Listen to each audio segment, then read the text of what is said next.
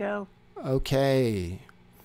Thanks for joining me for this show today. This is a really interesting show. We're going to be talking about satanic ritual abuse, and we're going to talk about the Mormon Church. And we're not going to say that the Mormon Church has anything to do specifically with satanic ritual abuse, but there is a case going on right now in Utah which involves exactly that, with people connected to the Church of Jesus Christ of Latter-day Saints.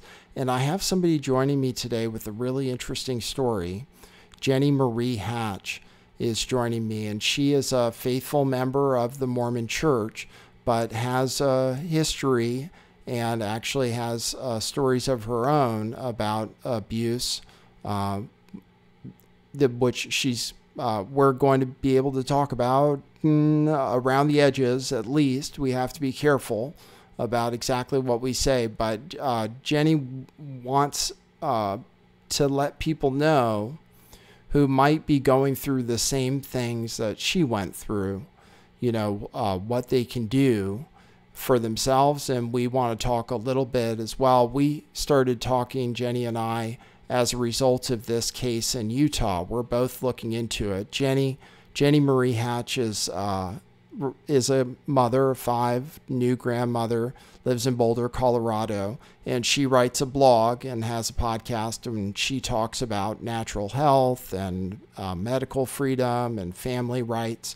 And she's particularly interested now in this case in Utah, which I've been talking about, which involves, because he outed himself, a district attorney in the area, David Levitt, and we only say his name because he said that he's the subject of this investigation.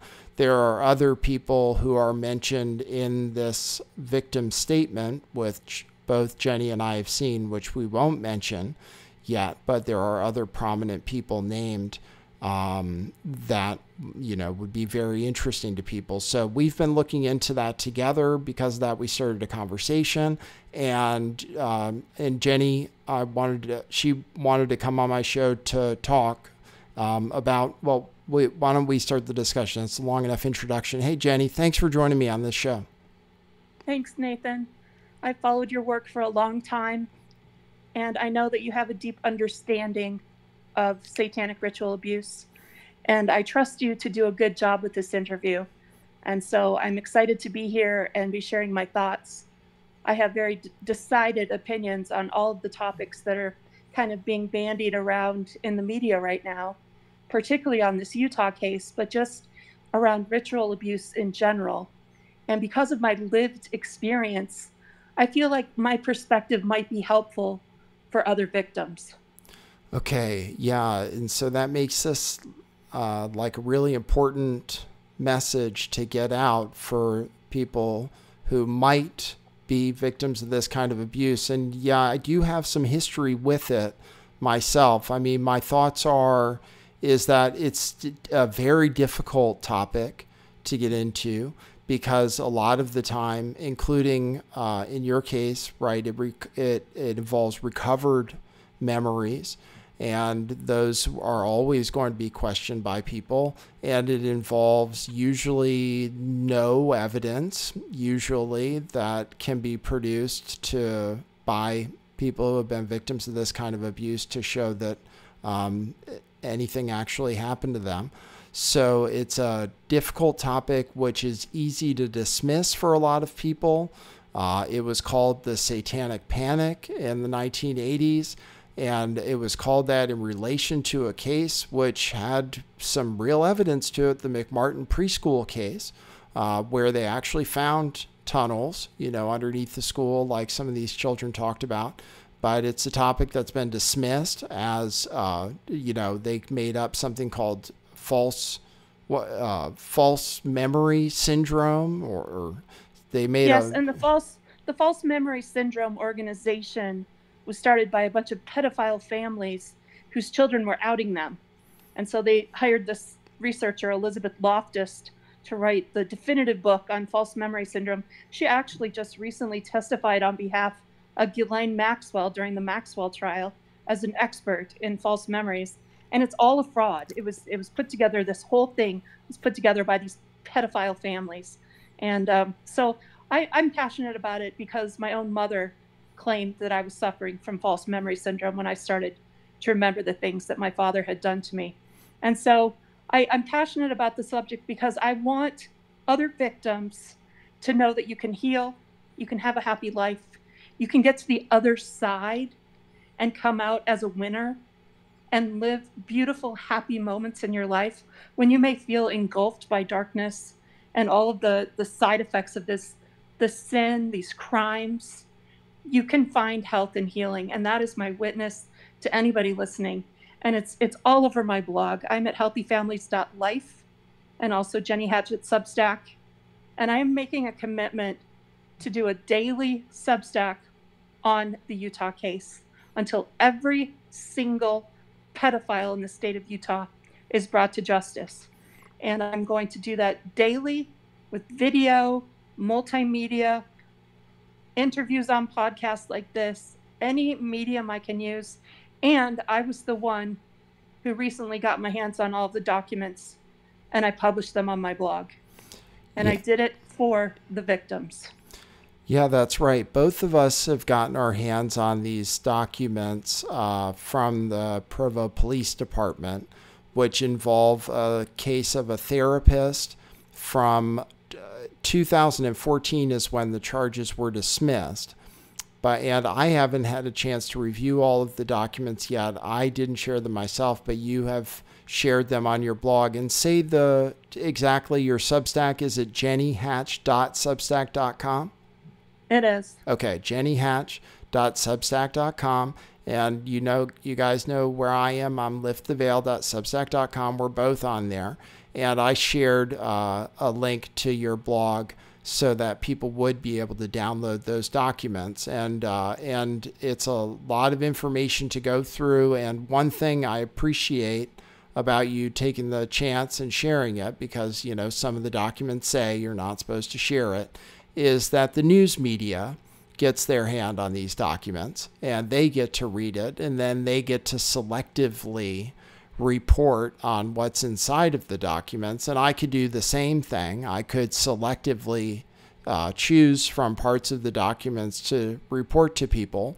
But really, it requires, if people are genuinely interested in seeing, what is going on with this case, they'd have to pour through these documents themselves. And there are actually a lot of videos connected to it, which may be published later. So thanks for having the courage to share that information out there. I guess you're not worried about repercussions as far as that goes. No, I have had so many threats in the past that I'm past caring what happens to me. And that doesn't mean I don't want to live. I do. I have a wonderful life. But as a victim, you get to the place where you've been gaslit so much and dismissed and mocked and made fun of and threatened that you feel like you just have nothing to lose. And that's where I'm at. I'm like, we need some sunshine. There have been enough years that have passed by with these criminals getting away with their many crimes, some against their own children. And I just think sunlight is the best disinfectant. And it's just healthy to just have that investigation out in the public. I was thrilled when over 400 people over the last 36 hours went and downloaded it, because that tells me, number one, people are very interested in this. And my work is very shadow banned. I'm still completely shadow banned on Twitter. It's hard to find my stuff on the internet, and it has been for a long time because I talk about these things. And yet 400 people managed to find that and grab it. And I encouraged all of them to download it, put it on thumb drives, email it around to their networks, spread it around so that those who would intimidate and threaten and censor are absolutely frustrated in their ability to tamp this information down. It needs to get out to the public. Yeah, I tend to agree with you, and that's the only way. It's, first of all, it's a lot of information that's involved with this case, including the video evidence, which, yeah, I just got my hands on, and it's just hours and hours and hours. So I don't even think I'll have the time to go through it all myself. So it requires people looking into it, and it requires a little bit of a community effort. And we're actually kind of, working together in the sense that you gave me a story about David Levitt, and I made a video about it. And so, it helps for other people to get eyes on this stuff, because there are a lot of people who are interested in this topic. For sure, I know, because I've reported on it before, and there is a lot of public interest in it. It still is very controversial. And you've dealt with threats for talking about what you believe happened to you. And I've had all kinds of problems. Every time I talk about this subject, it seems to result in something bad happening. So that's why I'm a little shy about publishing those documents myself. But I think people deserve to see it. I mean, people need to know. I feel there are stories people have told me about what happened to them, and that I think are really valuable stories that people are afraid to share, where people haven't come on my show. And there are people who have come on my show to tell stories about what happened to them, who've then turned around and said, oh, you need to take that video down. I'm getting threats. This is happening. So it's very hard for the information even to get out there, and it's very hard to represent yourself. I mean, it's incredibly hard to represent yourself as a victim of, or a survivor of, ritual abuse, because, like you say has happened to you, you're mocked, you're ridiculed. There are entire campaigns that are waged against people like Fiona Barnett, who had a whole dossier published about her, which was full of false information trying to debunk her. And it's just, I can't imagine. So for you speaking out and saying, that these things happen to you, that takes a lot of courage. I don't know if anybody would. Well, honestly, Nathan, when David Levitt gave his presser the other day and claimed that the woman who had made these claims against her was mentally ill, that was when I made my decision to go all in, because that is exactly what has been said about me by my family. She's just mentally ill. If she just would have been on the right doses of psychiatric meds, none of this would have happened. She's just crazy. Didn't happen. My dad was a patriarch in the Church of Jesus Christ of Latter-day Saints. So to many people in my faith, it's like he was beyond the pale. There was no way, no possible way that he could even presume to do anything beneath the dignity of that calling. And yet he's a pedophile. And he died over a year ago, and his death really kind of freed me. And I've heard this from so many survivors, that once their perpetrator dies, it really helps, them to just feel safer and better, about everything. But you're just kind of stuck as a victim, because if you don't have that corroborating testimony from other victims, and you're just standing there kind of like, okay, I know this happened to me. I've gotten support from other survivors and a couple of therapists, but you're just standing there like, all I have really and truly are my memories. It's a very difficult position. Yeah. And the passion of that Utah sheriff in Provo County, who just said, how dare you? He said it twice. I was crying as he said it, because I thought, here's a good man who's seen and heard the evidence and wants to bring people to justice. He wants justice. And I'm standing with him.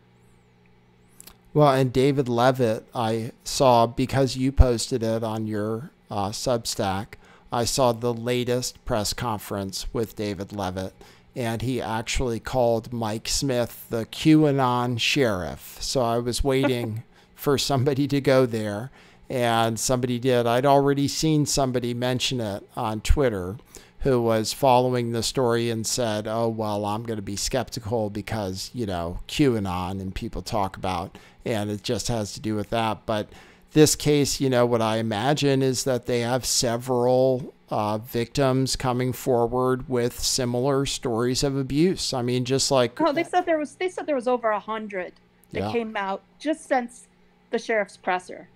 There's lots and lots of people coming forward. If it was one or two or three, sure, but this is 100. yeah, that's what they're saying. That they're saying that they've gotten, and this is, it involves, a huge ring going on over the span of about 20 years, I guess, from 1990 to 2010 is the frame of time they're looking at. And then even before that, as far as official stories about satanic ritual abuse within the Mormon Church, there was a study done by a bishop in the church where he interviewed people who claimed they were victims of ritual abuse within the church, and he interviewed at least. You're referring to the Pace memo, Glenn Pace, Yeah. who was the general authority. He was actually in the presidency of the Young Men's Organization, and he interviewed over 100 people and then created a memo that got out and has been spreading around on the internet now for, gosh, like at least 20 years and probably longer. Yeah, apparently the memo itself was published or was leaked in 1990 or 1991. So even before the internet, it was out there, and now it's been getting around again. And it's basically a story that becomes similar, where he said he talked to, I believe in the report, he says 60 different victims who all had similar stories, to where he had to believe that they were true stories, and so the things that I experienced, Nathan, were very similar to the things outlined in that memo. And I have published that memo on my blog and my Substack. So if you haven't read it, go check it out.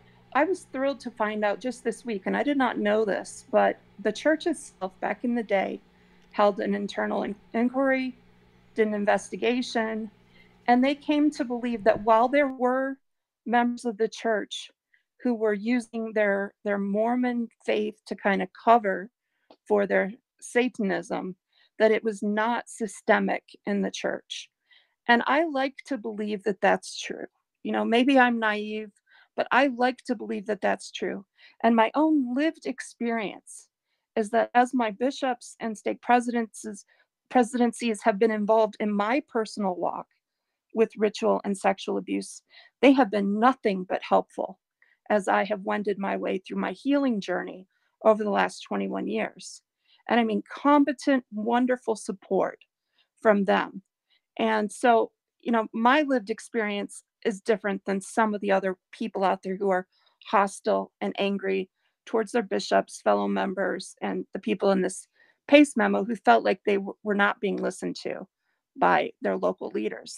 And so, like I said, my hope with this show is that if there's anyone out there who's hearing about this story, who's all of a sudden feeling scared, nervous, overwhelmed, maybe you're weeping, maybe you feel suicidal, and you don't really understand where those feelings are coming from, I would love to use the rest of the show to talk about the kill switch.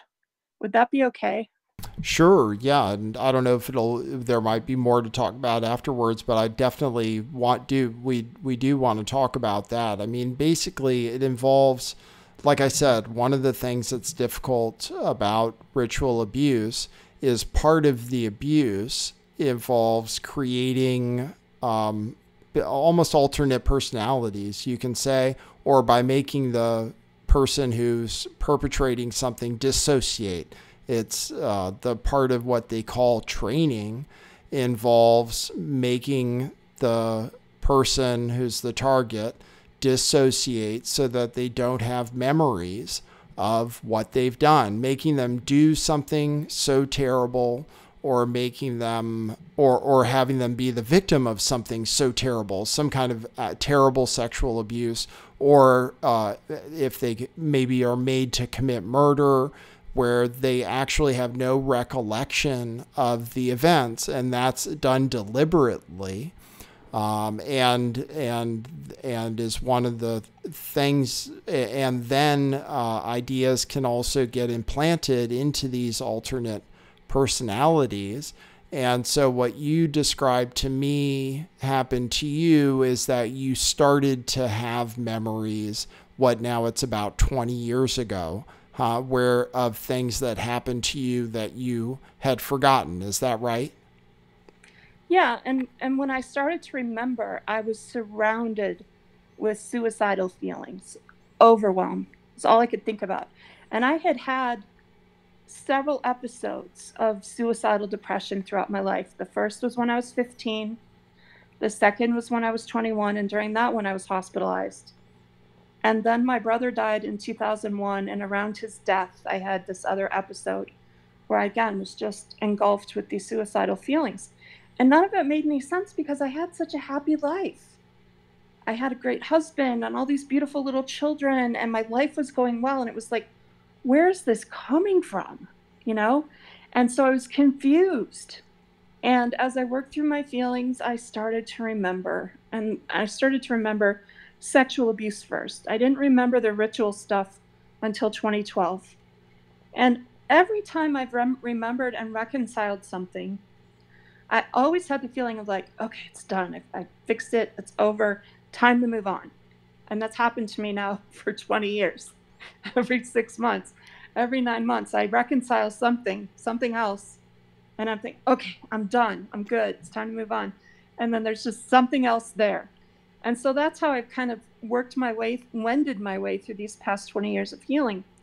But this suicidal stuff is diabolical because you have these thoughts and feelings, and the perpetrators convince you, and this happens usually when you're a child under the age of 8.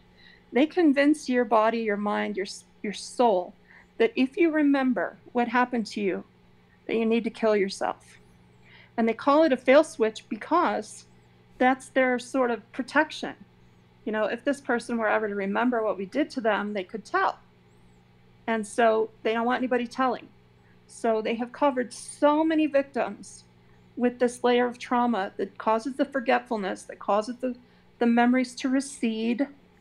They may have symptoms of the things that happened to them, you know, cyclical depressions, mania, schizophrenic episodes, just all kinds of things that can happen that indicate something's off with this person's brain. But that whole suppression thing, to me, is the most diabolical side of ritual abuse. Because you've got all these perpetrators out there being all cocky, confident that all of their little underlings are never going to remember anything they did. And they've got their little drones and it looks like David Levitt's wife was very interested in learning how to control children.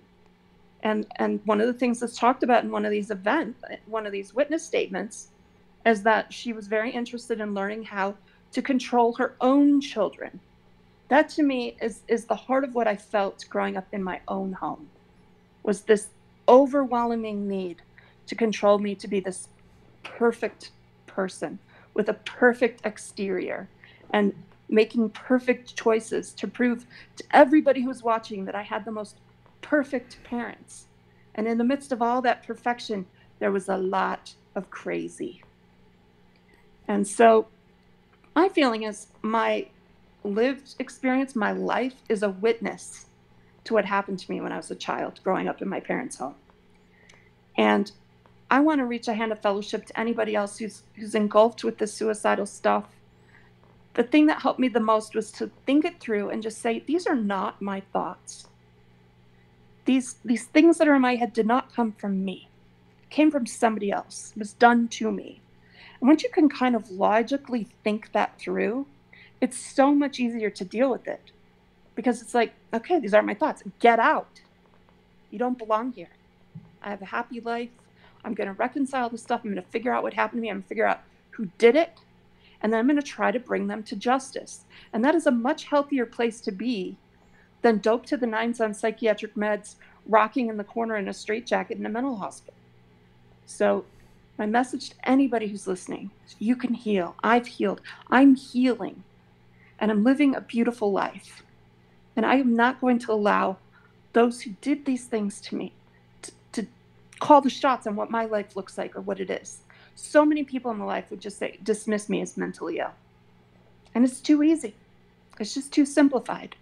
I've had too many symptoms of distress to say, she had wonderful parents and grew up in this beautiful home, and this is just mental illness. Yeah, excuse me. That's not going to be how you define me. I know what happened to me, and I know who did it. And so I will go forward. I hope others will go forward. And if anybody wants to come on my podcast at some future point and share your story, share what you're remembering, need just a pat on the back, I am here for you. And let's put these pedophiles, these Satan worshiping evil people in prison. Honestly, I would like to see a death penalty invoked for anybody who rapes a child. You rape a child, you die. This would do a couple of things. It would send a message to the victims. We know what this has done to you. This has ruined your life. And it would send a message to anybody who's a MAP, a minor attracted person, or someone who gets into kids. If you do this at the risk of losing your own life. I think if we could have it that cut and dried in our legal system, that would have a profound effect on this whole pedophile culture that we've got going on in America. And I'd like to see it happen. As far as the death penalty goes, that's a controversial thing. Does that reconcile? I know there are religious people who believe in the death penalty, but does that reconcile with Mormon faith and everything, that it's okay to take a life in certain situations? Or, well, I wouldn't say that all Mormons feel that way. I don't even know that it's doctrine, but we believe in an afterlife, and I say let's put the people out of their misery. These are miserable people. Let's send them to the world of spirits where they can be ministered to, or straight to hell if that's where they belong. Spirit prison is what we call hell in Mormondom. They do not deserve to live. And these people who are the next layer of evil with the ritual stuff, this is a layer that just guts me because it's so intentional. I do think there is a line of demarcation between someone who's just caught up in family pattern, sexual abuse, the child who grows up in a home who thinks, well, this is just what we do, or I've even heard Catholic priests say this, this is what we do. They didn't know it was wrong. And someone who is, I spent the morning, Nathan, reading witness statement number 2. I thought witness statement number 3 was bad. But that witness statement number 2, it just blew my brains out. I read for a couple of hours and then I had to stop. And it really reconciles so much of what we heard from the email drops around the Hillary Clinton scandals, the whole frazzle drip thing. And you mentioned QAnon. There are people out there, disinformation experts in the form of Brandy Zadrozny, who have written the definitive articles debunking, they love to use that word, debunking Q. And it's like, no. I watched the drops in real time. I watched the proofs that came out on President Trump's Twitter feed. And there was a whole lot of there. They called Jeffrey Epstein. They called Keith Raniere and Nexium. They called Ghislaine Maxwell, predictively saying these people were going to go down. And then they did. So don't tell me Q was a big fat nothing burger, because it wasn't. But I know it's controversial. So it is. If David Levitt thinks it's helpful to call Sheriff Mike a Q person, well, rock on, David. That might come back to bite you. Well, as far as QAnon goes, yeah, I've had my own issues with it before. It's never my thing, but they did talk about things. One of the things about it was they talked about things that were really true. Certainly in QAnon, they were talking about Jeffrey Epstein before the whole world found out about Jeffrey Epstein when the story came out. And so it did have, there is some information in there. It's interesting.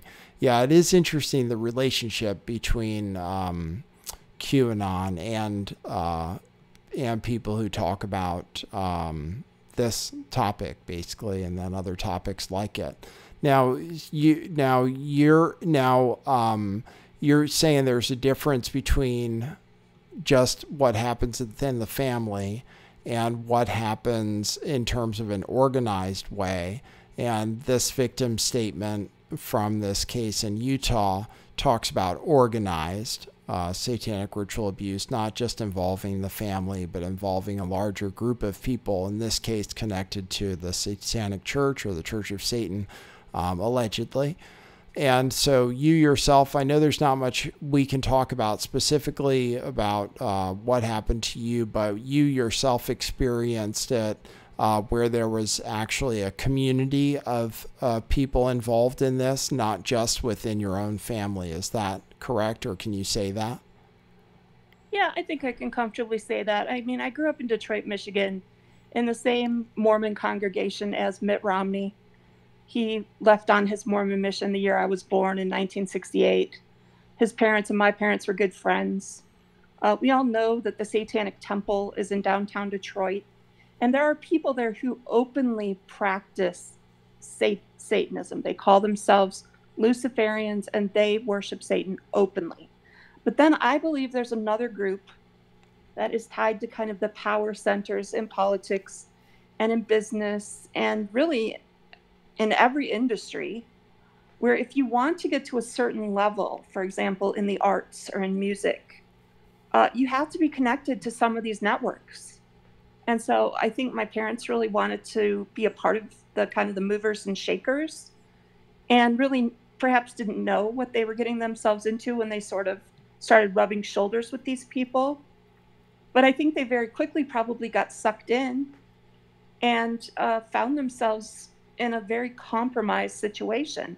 And in that regard, I do have some empathy for someone like David Levitt, because if it's true that this is multi-generational for him and some of the other people in the state of Utah who've come up in these families and experienced this torture from their own parents or relatives, you know, where's the line of demarcation between this person has free will and they're making their own choices, and then this person is so compromised, is so under the thumb of the people above them, that they have no more freedom to do anything except what their handlers want them to do. I don't know what that line is.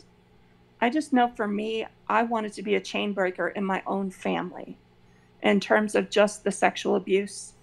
And then the ritual stuff, I like to think I didn't do any of that with my own family.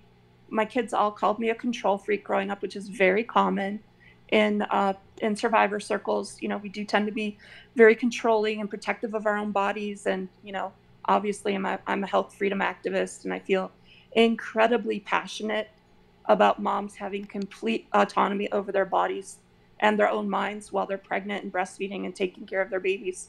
So I'm into home birth and I promote natural healing. But, you know, this systemic thing that's community wide, that in these documents, these testimonies from the victims, we are seeing claims of politicians and lawyers and judges and police being a part of this Utah cabal and covering for each other for a long time, decades. And that's what the sheriff's office is trying to expose. And it, you know, you have to ask yourself, how can they do this? Well, I think they need a divine intervention and just a lot of people to recognize that it's true. You know, this is real. This is what happened. And so that's why I shared the documents, because I think those witness testimonies are incredibly powerful, and they stand on their own merit. We don't need some journalist explaining to us what was in those documents. Yeah, I agree with that. And it's true. What is talked about in those documents is a network, and it's just not the first time I've heard it. There are so many different cases, you know, whether you go back to McMartin Preschool or what happened at the Presidio or the Franklin Credit Union scandal or what the kids say happened to them in Hampstead, England. You know, every single one of these cases, or even what somebody told me about a small town is that there's a network of powerful people and some powerful people in real significant positions. And I don't know. I really don't want to say about David Levitt. I haven't seen his name in the documents. It's just he said he's the one named in the document. So I haven't even run into David Levitt actually being in there. But he says that he is. Yeah. He's in witness statement number 3. Okay. Specifically by name. Yeah. Okay. So, I have to see what it is that he's said to have done. And I don't want to say one way or another that, he's 100% guilty. I know that I caught him in a lie already. We know that he's also being very disrespectful at a minimum of this person who came forward, who's, I guess, the author of the victim statements, by calling her over and over again tragically mentally ill. And I'm curious where things are going to go. These things tend to get covered up because of the networks involved. They tend to get covered up. I hear now the FBI is involved in this case, which I don't know if that's a good thing or a bad thing. I would tend to think, it's not necessarily a good thing because they're good at covering things up too. The case can be made that that's what they do. Yeah. They had a guy named Ted Gunderson. He's dead now, but he used to go around the country whenever there was a kid who disappeared and there was always a mom and then a local journalist who were trying to get justice. And Ted would show up, flash his FBI badge, say, okay, FBI here, we're taking over. And then he would do nothing, absolutely nothing. If the mom or the journalist got too loud, making too many waves, some of them disappeared and, again, did nothing. If anybody out there can find one person that Ted Gunderson put in prison, I would like to know about it because I spent some quality time trying to figure that out. And I'm friends with Barbara Hartwell, and I had her on my podcast a couple of times years ago. And she said the same thing. He's just a fake. His videos that are out there, claiming he's the expert on Satanism. No, he's just, he provided cover for them. And we need to understand that to these people, their number one rule, it's like Fight Club. There is no Satan, So their whole thing is, number one, there's no Satan. So if there's no Satan, how can there possibly be a bunch of people who worship him? So their number one thing is, no, we don't exist. It does not exist. And then they've got these fixers, and some of them have been tied to the FBI or claim to be part of the FBI. So no, that does not comfort me to hear that they're coming in to help. I think the Utah law enforcement is perfectly capable of bringing these people to justice. And if we can get enough just regular people understanding the truth, then I believe the legal system is capable of trying to convict. And let's let the victims have their day in court. This is what they're being denied. And when I read that David Hamblin was trying to get his records expunged, and then I read witness statement number 3, oh, good Lord. Well, yeah, the name you just mentioned is the one that the news doesn't want to say because the charges got dropped. And he's the one who was the subject of this case. And he apparently, it was on the news before I even had the documents. He confessed in either one of these videos or one of the documents. He confesses to where he said the words, I saw it on the news, so this is, but he said the words, I'm sorry, I raped you. So these charges were dropped against him, but he is literally, as far as I can tell, he's a confessed rapist, and I think that involved specifically his family.